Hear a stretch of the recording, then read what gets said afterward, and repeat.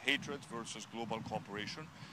I would argue that in spite of all the noise and everything that has happened, the fact that we're able to develop a vaccine in months, or even let's say 18 months rather than 10 years, is an unprecedented. Facing a choice, we can react to the crisis by going the way of authoritarianism and totalitarianism, and democracy is very, very fragile.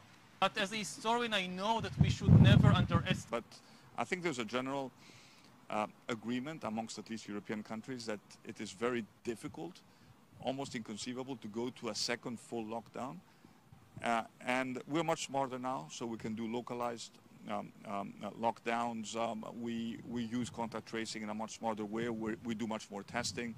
We can be much more effective in contact tracing. But there is still a big question mark. And the question mark is, can we manage to live with the virus while maintaining economic normality without a full lockdown and without putting too much strain on our healthcare system?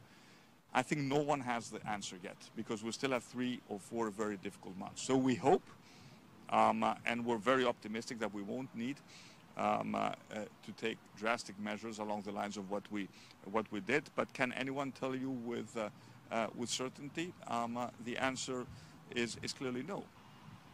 Now, rich countries, whether Germany or Japan or the US, they have the resources to actually massive. We in Greece supported the income of practically everyone, including the private sector. This is essentially the welfare state on steroids, what we did. And we actually made it very clear that we need to spend money to support the weaker members. And we can afford to do it.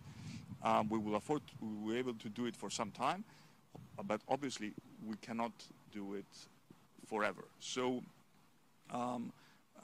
we are very concerned with